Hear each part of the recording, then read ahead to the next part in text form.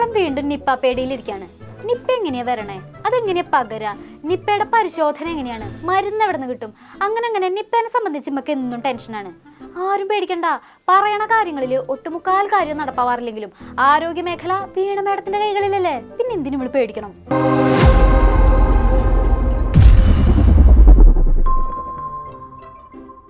Nipah ബാധിച്ച് 14 മരിച്ചതിന് പിന്നാലെ കേരളത്തിൽ വീണ്ടും നിപ്പ പേടി വന്നിരിക്കുകയാണ്.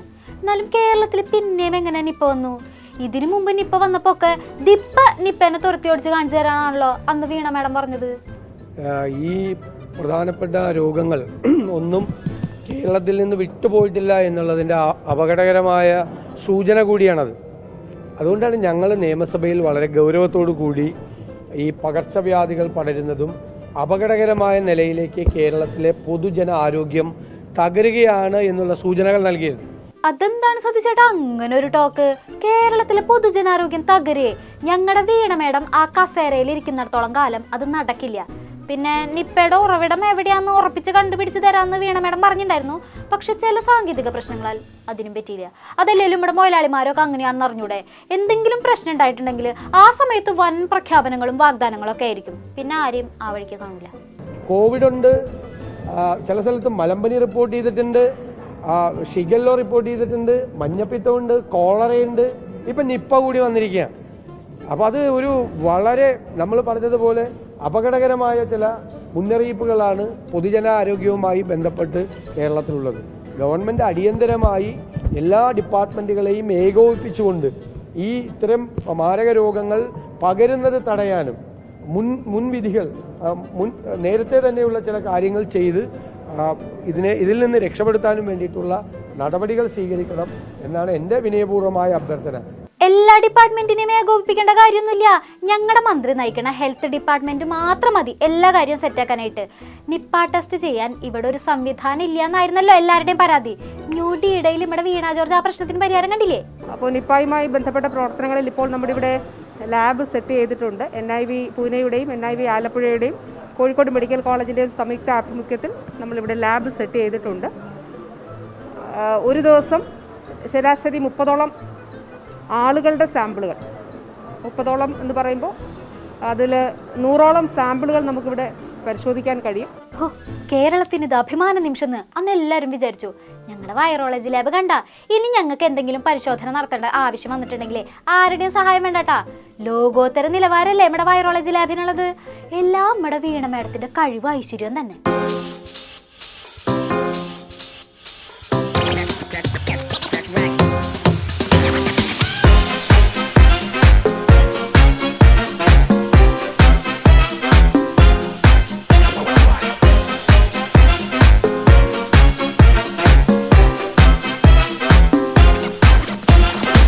മെഡിക്കൽ കോളേജിൽ ഈ സാമ്പിളുകൾ പരിശോധിക്കുന്നതിന് വേണ്ടിയിട്ടുള്ള ക്രമീകരണങ്ങൾ സജ്ജമായിട്ടുണ്ട്.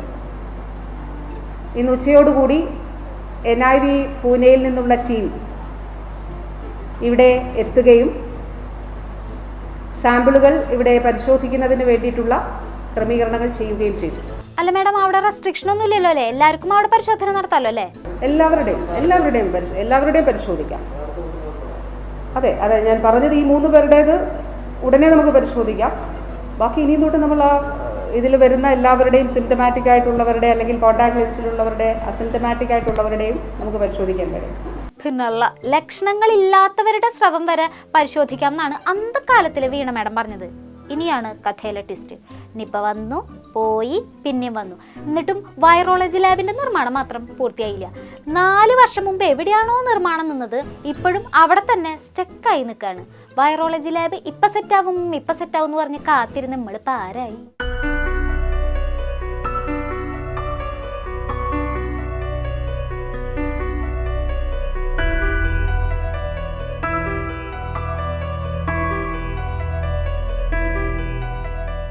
$5-10 കോടിയുടെ പദ്ധതിയാണ് ദാണ്ട ഒരാൾ അനക്കോലിയാണ്ട് കിടക്കണത്. ഇനിയിപ്പോൾ ഈ വൈറോളജി ലാബ് സെറ്റാക്കിയാലും കാര്യമൊന്നുമില്ലല്ലോ.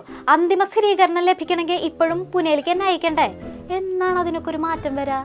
അതും പോട്ടെ, ഈ പറഞ്ഞ വൈറോളജി ലാബ് കാര്യക്ഷമമാണെങ്കിൽ നമുക്ക് പ്രതിരോധ നടപടികളുടെ കാര്യമൊക്കെ കൂടുതൽ ശ്രദ്ധിക്കാൻ പറ്റില്ലേ? അതെങ്കിലും ഒന്ന് ആലോചിച്ചൂടെ?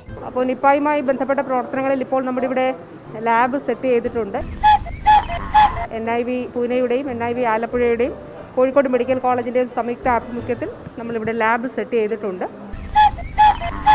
ഒരു ദിവസം ശരാശരി 30ഓളം ആളുകളുടെ സാമ്പിളുകൾ, 30ഓളം എന്ന് പറയുമ്പോൾ അതിൽ 100ഓളം സാമ്പിളുകൾ നമുക്കിവിടെ പരിശോധിക്കാൻ കഴിയും.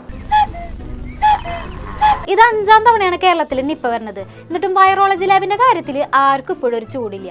ഇനി അവരുടെ വരവാണ്. യൂത്ത് ലീഗിന്റെ നിപ്പ രോഗനിർണയം താളം തെറ്റുന്നെന്നും വൈറോളജി ലാബിന്റെ നിർമ്മാണം ഉടൻ പൂർത്തിയാക്കണമെന്നും ആവശ്യപ്പെട്ട് അവരൊരു പ്രതിഷേധം നടത്തി. PPE കിറ്റ് ധരിച്ചായിരുന്നു ഇത്തവണത്തെ പ്രതിഷേധം.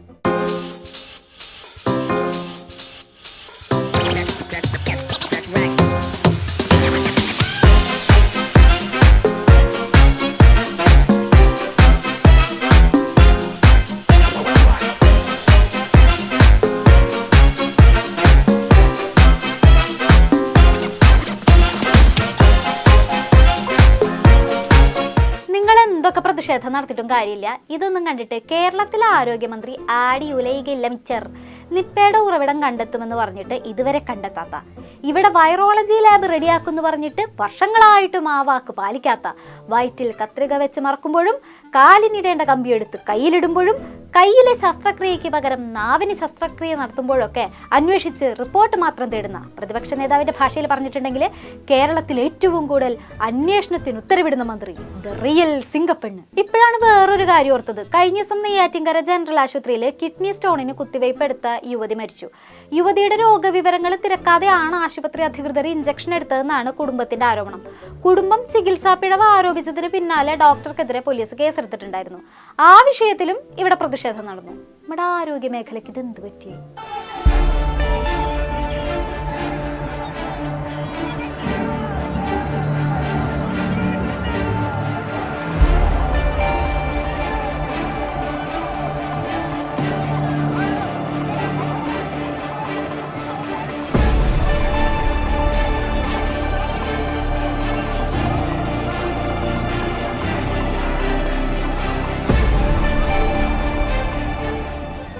നിർമ്മാണം നടത്തിയിട്ടും പടിതീരാത്തൊരു വൈറോളജിയിലേക്കും എല്ലാം ദിപ്പ ശരിയാക്കി തരാന്ന് പറയുന്ന ഒരു ആരോഗ്യമന്ത്രി.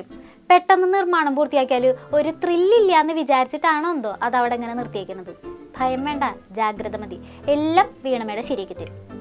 എന്നാൽ ശരി, ബാക്കി വിശേഷങ്ങളുമായി ഇനി നാളെ കാണാം. നന്ദി, നമസ്കാരം.